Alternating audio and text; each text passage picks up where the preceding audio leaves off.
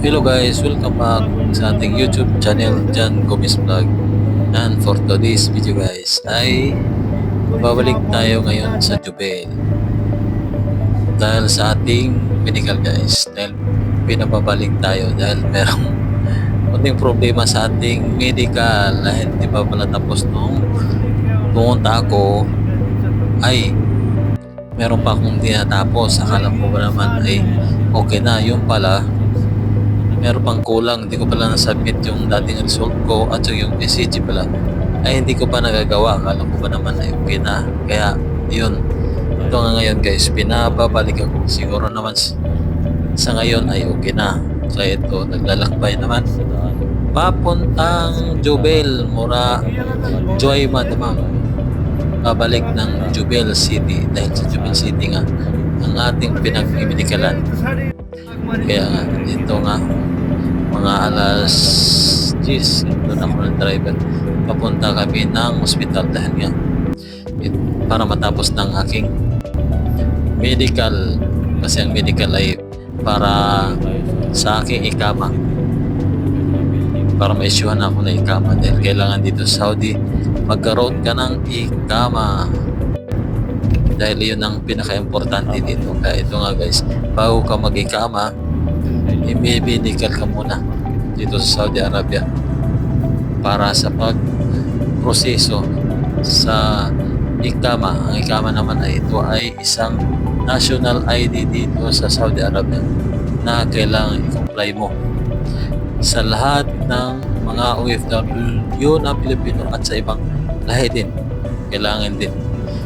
Kaya ito guys, babalik tayo uli ng hospital para sa ating medical.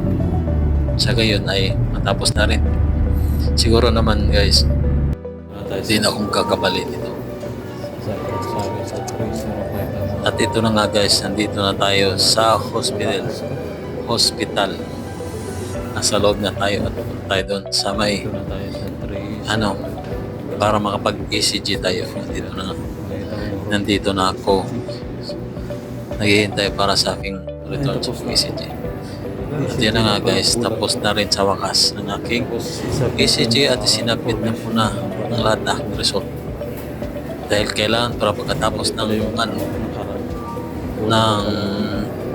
medical mo sa lahat ng pinag-aano, kasi una kinuha nga ako ng dugo, tapos stool, saka urine, tapos tinimbang, tapos x-ray, tapos ito nga ECG. Ito yung kulang ko ngayon guys, kaya ito nga bumalik ako ito ngayon. At pagkatapos nun, isasubmit mo doon sa information. Ako yung sundo.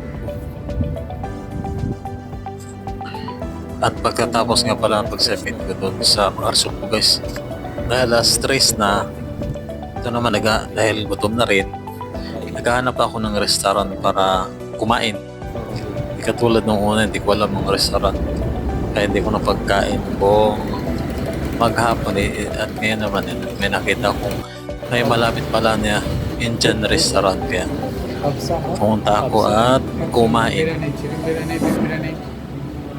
Biryani. Kinain ko nga pala dyan guys ay biryani dahil wala silang kapsa. How much? Kaya no choice, mag-biryani, mag-chicken biryani ang ating kakainin. First time ko nga pala kumain ng chicken biryani. Wala nung bumalik ako dito sa Saudi Arabia. Kaya ito guys, nag-order ako ng chicken biryani para sa aking pananghalian. Gabi na. Kaya enjoy eating. Yan, nilalapag na yung guys, plastic. Ganun talaga dito sa Saudi Arabia. Pag kumakain ka, nilalapagan ng plastic dito sa pinaka mesa niya. Wala nang wala nang linis-linis, diretso TikTok na lang doon sa plastic tapos na kumain. Ganun ang kalakaran dito sa Saudi, diba? Kaya yan, nakita na ako ang aking biryani na in-order. Beef biryani. Ito, puro mo nang restaurant nila. Antay lang kumakain. Stress na kasi.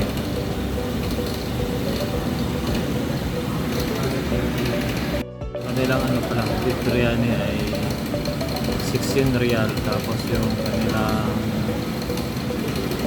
chicken biryani 15. Tayo tayo sa order natin na chicken biryani. Wala po. Restaurant na kinainan ko ay malapit lang pala dito sa hospital na pinag-pinilikalan ko. Walang 1 minute walk lang. Kaya bilis ako nakarating dito. Ayan eh, Indian restaurant ito. Ayan siya na ano. Aywa, thank you. Kanyang sauce oh. Kaya ito may parang ano kaya ito. Kainin natin ito. Ang chicken na sa loob. Ayan tayo. Sarap yun.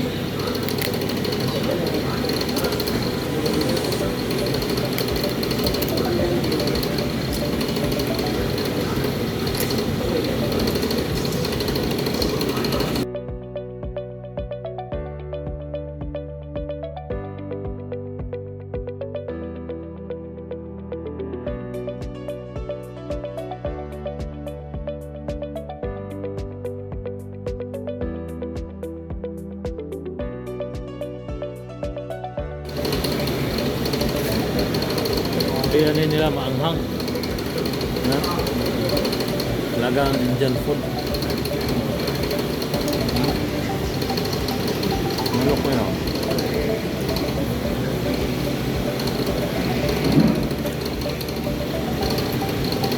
First time ko ulit nakakain ng ito.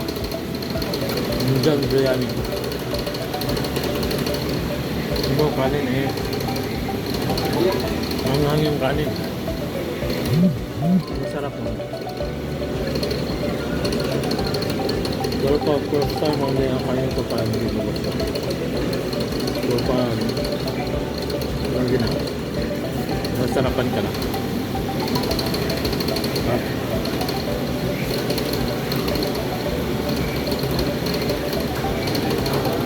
Sarap mo ano. Chicken yan. Wala ka.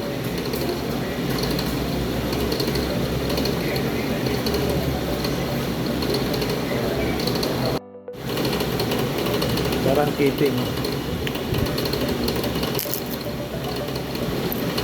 Yung biryani nila dito may parang keeping. Sarap nito. Wow.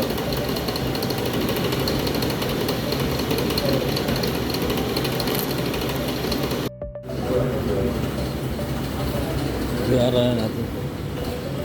15 yung ano. Biryani. How much 50 daw? How much merinda? Ah, 3 real ha?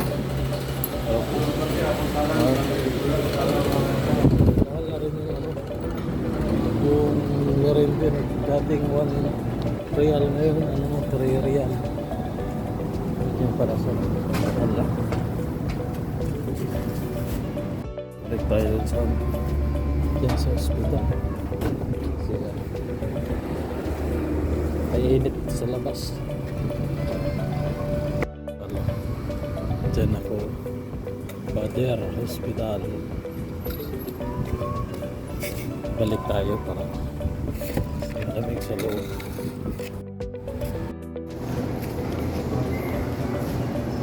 Nakaroon yung mga kain sa buwan. May restaurant para sa gilid. Ngayon na naman. Kaya tayo magutuman.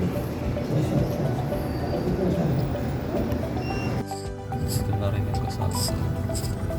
At ito na nga guys, dumating na yung aking kasama, yung driver na Pakistani, at nasundo na rin ako sa haba-haba ng oras. Mula 2, dumating siya. Ngayon ay alas 6 na.